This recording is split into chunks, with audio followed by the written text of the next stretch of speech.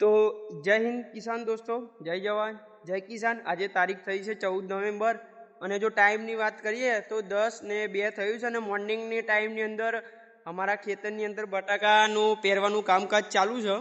તો તમે જોઈ શકો છો ડીગર ત્યાં સામે ટ્રેક્ટર પડ્યું છે અને આ બટાકાનો માલ પડ્યો છે આની અંદર અને બટાકાનું કામકાજ ચાલુ છે અત્યારે હાલ પહેરવાનું મોર્નિંગમાં। તો એ જોઈ શકો છો મિત્રો, આની અંદર અમે ખાતરથી લઈને બટાકા એલઆર કંપનીના વાપરેલા છે અત્યારે હાલ। આની અંદર પાવડર તમે જોઈ શકો છો મિત્રો।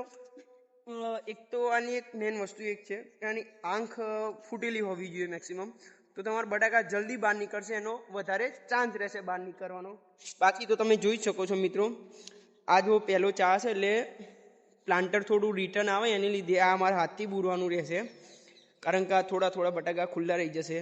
બાકી જો આની અંદર ખાતરની વાત કરીએ તો અહીંયા નીચે ઢોરાયું છે તમે જોઈ શકો છો।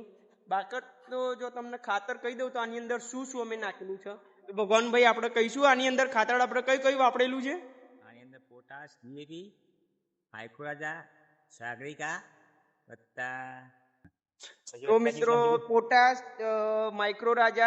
માઇક્રોરાજા પ્રતિ વીઘે અમે આમ તો 2.5-3 કિલો વાપરવાનું હોય છે, પણ અમે 4 કિલો નાખ્યું છે, કારણ કે ઓલરેડી આની અંદર ખાતરનો સ્ત્રોત તો વધારે જ છે, કારણ કે આની અંદર અમે પહેલા કારેલા વાવેલા હતા એટલે ઓલરેડી ખાતરનું પ્રમાણ તો થોડું વધારે છે। તો અમે પોટાશથી લઈને ડીએપી અને માઇક્રોરાજા રાંચી ગોલ્ડ કંપનીનું જે સૌથી બેસ્ટ ગણવામાં આવે છે, જે આપણે કન્વર્જી પણ કહે છે કે સારામાં સારું માઇક્રોરાજા ખાતર જોવા જઈએ તો રાંચી ગોલ્ડ કંપનીનું માઇક્રોરાજા, તો અમે અમારા ખેતરની અંદર પણ એ જ કંપનીનું વાપરેલું છે, રાંચી ગોલ્ડનું માઇક્રોરાજા। બાકી તો તમે જોઈ શકો છો, બાકી અમે આની અંદર ઓર્ગેનિક ખાતર પણ બનાવશું જે મિક્સ કરીને બનાવવામાં આવે છે, એનું પણ પાણી જશે એ વખતે પણ પાણીની અંદર અમે ખાતર જવા દઈશું। બાકી તો તમે જોઈ શકો છો પાર્ટ સામે હવે શું છે, સામેના ખાંચા પહેલાં પૂરા કરશે પછી લાસ્ટ પૂરું થતું થતું અહીંયાથી આવશે। અને આ ઓલરેડી અમે કાલે ખેતર આની અંદર બટાકા પહેરેલા જ છે અમારા, તમે જોઈ શકો છો મિત્રો। પણ રાત્રે થોડું પ્લાન્ટરની અંદર ખામી આવવાના કારણે સવારે મોર્નિંગમાં અમે આને ચિલોડા લઈ ગયા હતા, ચિલોડા લઈ જઈને આને વેલ્ડિંગનું કામકાજ કરાવ્યું, ચેન થોડી ઢીલી પડતી હતી તો ચેન પણ ટાઈટ કરાવી અને પ્લાન્ટર પછી મોર્નિંગની અંદર અમે લગભગ મેક્સિમમ સવારની પરમાં મોર્નિંગની અંદર 9 વાગે ચાલુ કર્યું અને અત્યારે તમે જોઈ શકો છો મિત્રો 10:05 થઈ ગઈ છે। તો આજે અમારું લાસ્ટ ખેતર કહું તો એ ફર્સ્ટ અમે લાસ્ટ 3-4 દિવસથી બટાકાનું કામકાજ ચાલુ છે અને આજનો અમારો છેલ્લો દિવસ છે। તો આટલું જે આ ખોચો બાકી છે એટલો પૂરો થશે એટલે સમજી લો કે અમારું બટાકાનું કામકાજ પૂરું, આજથી અમે ટોટલી ફ્રી ટાઈમ થઈ જવાના છે।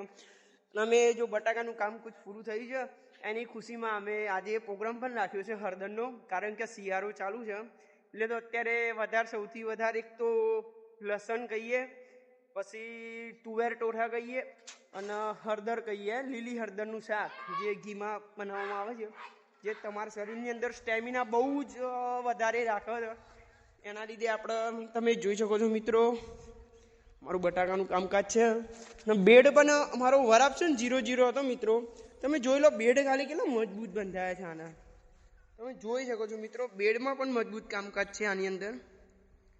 આ પ્લાન્ટર પણ અમારું પોતાનું છે, ટ્રેક્ટર પણ અમારું પોતાનું છે, એક આ ટ્રેક્ટર છે અને એક આ છે અમારું સોનાલિકાનું। જો ટ્રેક્ટર નાનું છે પણ ટાલું મોટું છે, કારણ કે અત્યારે મોટા ટ્રેક્ટરનું ટોલું જો કે ફ્રી નથી અમારે, આમાં લગાવી દીધેલું છે અને ટ્રેક્ટર તમે જોઈ શકો છો મિત્રો સોનાલિકાનું છે આગળ, પાવર પણ આનો મજબૂત જ છે। જો મિત્રો હું તમને એક ખાસ વાત કહી દઉં, જો પ્લાન્ટર તમે કોઈ પણ ટ્રેક્ટરની અંદર ચલાવતા હોય તો મેક્સિમમ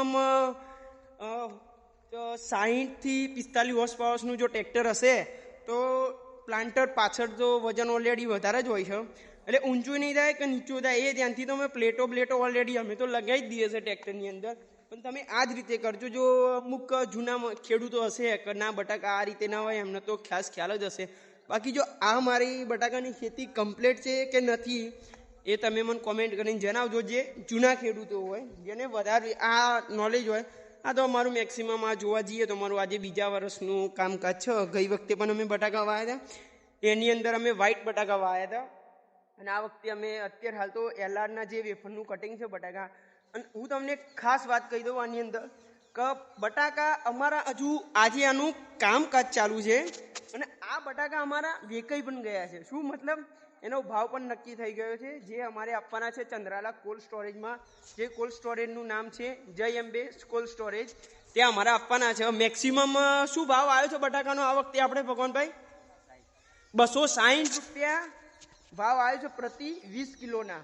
તો અમારા બટાકા અત્યારથી બુક પણ થઈ ગયા છે મિત્રો, તમે જોઈ શકો. અને આમ તો મોસ્ટ ઓફલી બધાના બટાકા બુક જ થઈ જાય છે, કારણ કે જે એલઆર બટાકો વ્હાઈટ બટાકો તો સમજી લો કે ખાવામાં એમાં વપરાય છે. તો જો એ બટાકો વ્હાઈટ કરવો હોય તો તમારે ઓલરેડી આગોતર ખેતી કરવી પડે, જેથી તમારો બટાકો જલ્દી વેચાઈ જાય અને એનો ભાવ પણ ઊંચો આવે. બાકી તો આમાં તો કંઈ વધારે જફા નથી.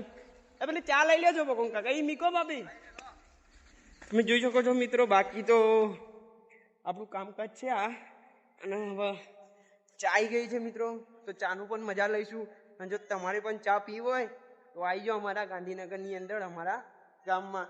બાકી જો કંઈ માહિતી જોઈતી હોય તો અમારી શું કહેવાય વિડીયોની અંદર કોમેન્ટ કરજો, અમે તમને માહિતી આપશું જેટલી અમને હશે. બાકી જો તમારી જોડે વધારે માહિતી હોય તો અમને પણ કહેજો, એટલે એ રીતના અમે પણ કરી શકીએ, જેથી હરીમરીને ખેડૂત એકબીજાનો સપોર્ટ કરે તો એ રીતે આગળ વધાય. બાકી તો તમે જોઈ શકો છો ચાઈ ગયો છે. અમારા દલપતભાઈને ફોન આવ્યો છે અને ભગવાનભાઈ હવે ચા કાઢશે.